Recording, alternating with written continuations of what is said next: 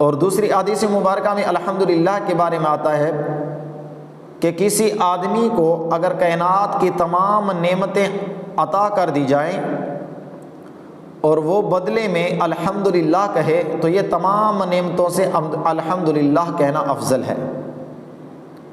اور ایک اور روایت میں آتا ہے کہ الحمدللہ ایسا وزنہ کلمہ ہے جو پلڑے کو آدھا بھر دیتا ہے۔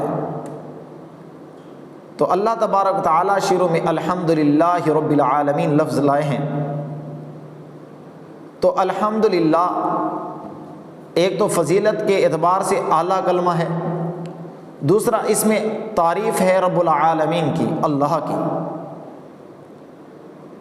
اللہ تبارک و تعالیٰ تمام کائنات کے مالک ہیں، خالق ہیں اور پروردگار ہیں، اور حقیقی پروردگار ہیں، تو تمام تعریفیں اللہ ہی کے لیے سجتی ہیں۔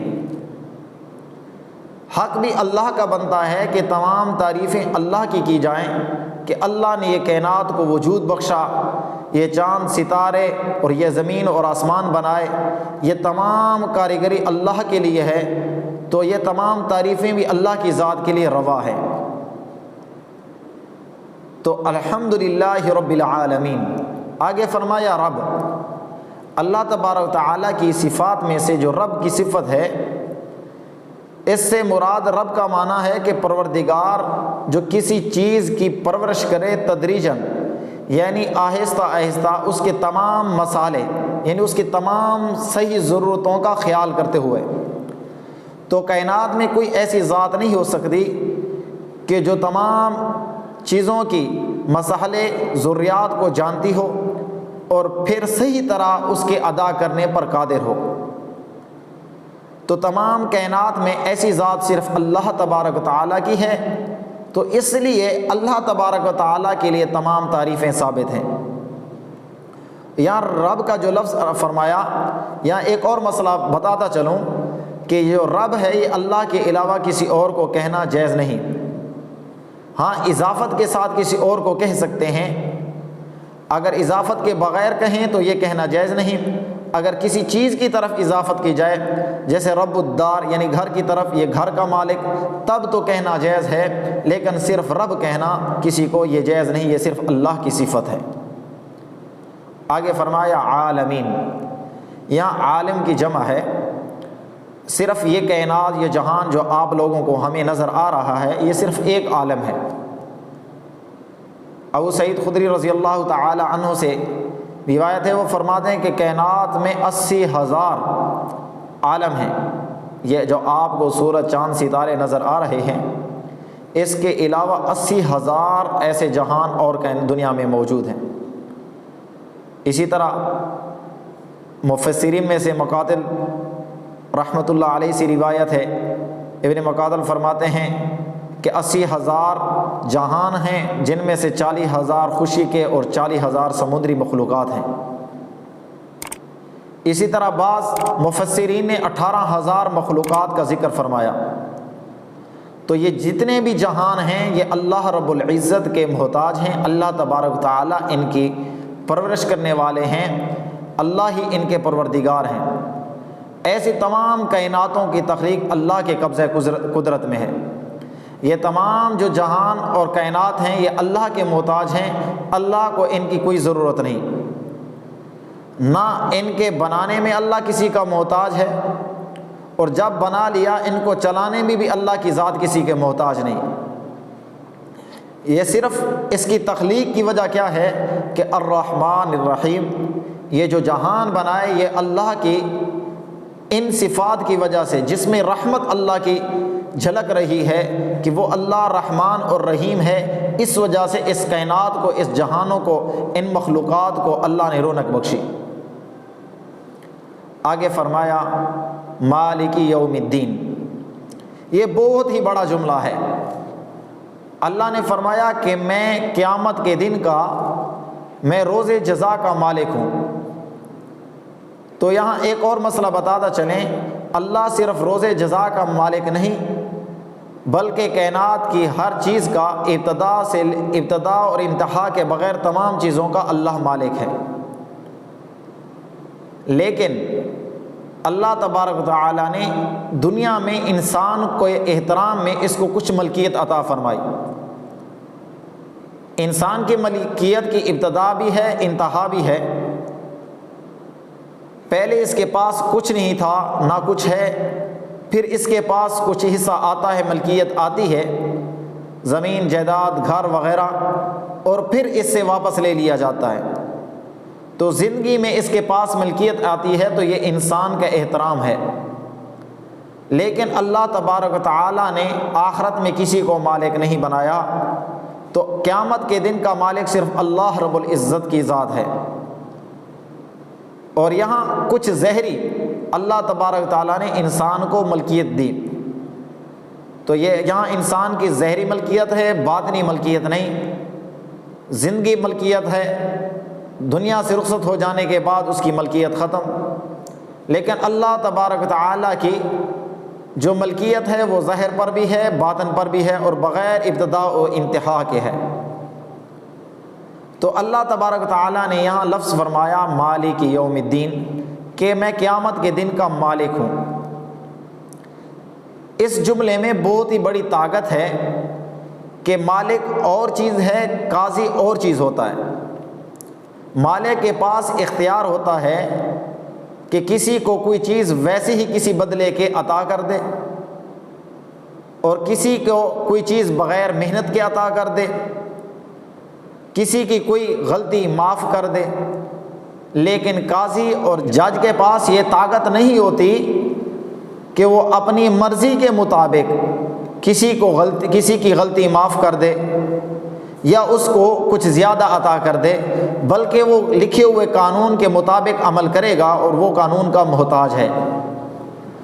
تو اللہ نے فرمایا کہ مالک یوم الدین، قیامت کے دن میں کسی کو بغیر حساب کتاب کے معاف کر دوں، تو یہ میری ملکیت ہے، میری قدرت ہے، میں اس دن کا مالک ہوں۔ اور پھر ایک اور مسئلہ یہاں بتاتا چلوں کہ مالک کے پاس وکیل کی ضرورت نہیں ہوتی، بلکہ سفارشی کی ضرورت ہوتی ہے۔ اسے حضور صلی اللہ علیہ وسلم نے فرمایا یشفع یوم القیامت ثلاثۃ، کہ قیامت کے دن 3 طرح کے لوگ شفاعت کریں گے، سفارش کریں گے۔ فرمایا العلماء، الانبیاء ثم العلماء ثم الشہداء۔ حضور صلی اللہ علیہ وسلم نے فرمایا کہ 3 طرح کے لوگ ہیں۔ ایک الانبیاء، قیامت کے دن انبیاء لوگوں کی سفارش کریں گے،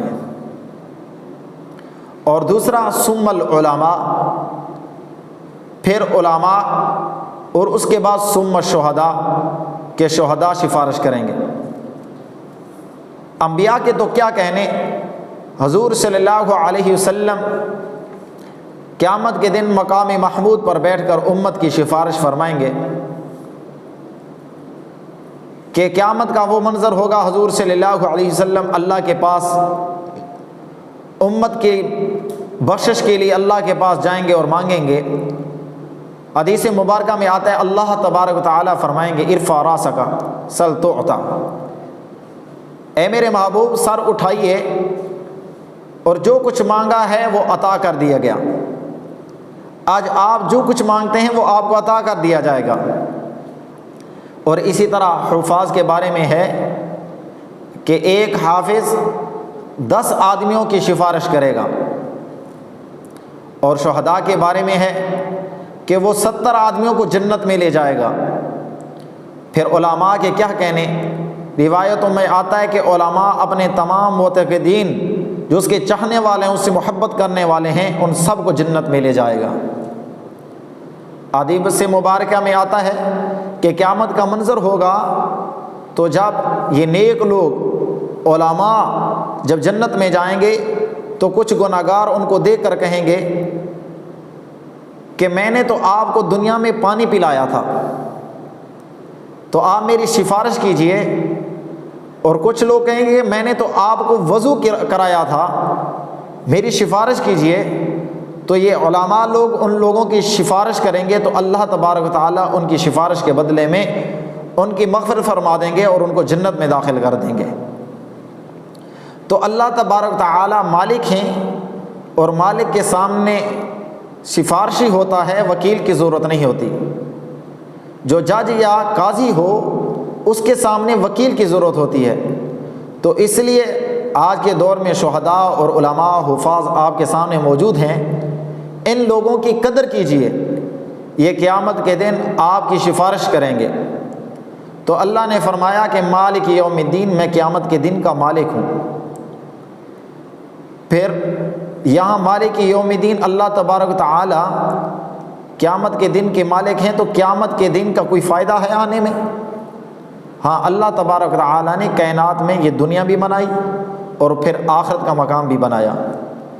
دنیا کو دار العمل بنایا کہ یہاں تم عمل کر کے آؤ، نیکی کا عمل کر کے آنا، بدی کا عمل کر کے آنا، یہاں جزا و سزا نہیں۔ کبھی کبھی اللہ تبارک تعالیٰ عبرت کے طور پر یہاں سزا دے دیتے ہیں اور کبھی نعمتیں بھی عطا کر دیتے ہیں، لیکن یہاں کسی نے کسی کے ساتھ بدی کی یا کسی نے نیکی کی، اس کا تو اجر ملنا چاہیے۔ تو اللہ تبارک تعالیٰ نے اس کے لیے جزا کا دن مقرر فرمایا کہ تمام انسانوں کے درمیان تاکہ انصاف ہو جائے۔ تو اللہ تبارک تعالیٰ نے اس لیے قیامت کا دن فرمایا۔ تو یہاں سے عقیدہ توحید بھی ثابت ہو رہا ہے کہ ایسا رب کوئی نہیں جس طرح اللہ تبارک تعالیٰ کی ذات ہے، اور وہ واحد ذات ہے کہ جو تمام کائناتوں کی پرورش کرنے والی ہے، جو تمام جہانوں کی پرورش کرنے والی ہے۔ تو یہاں سے عقیدہ توحید کہ اللہ کے وحدہ لا شریک ہونے کا ثبوت ہے۔ اور دوسرا، قیامت کا عقیدہ بھی ثابت ہو رہا ہے کہ قیامت لازماً آنی ہے۔ اس بات پر ایمان لے آؤ کہ مرنے کے بعد پھر جی اٹھنا ہے، سزا و جزا کا ایک دن حساب و کتاب ہوگا، وہ نظام عالم قائم ہوگا جس کو قیامت کہتے ہیں، آخرت کہتے ہیں، جس کو جزا کا دن کہتے ہیں۔ تو اللہ تبارک تعالی ہمیں قرآن مجید سمجھنے کی صحیح توفیق عطا فرمائے۔ وآخر دعوانا ان الحمد للہ رب العالمین۔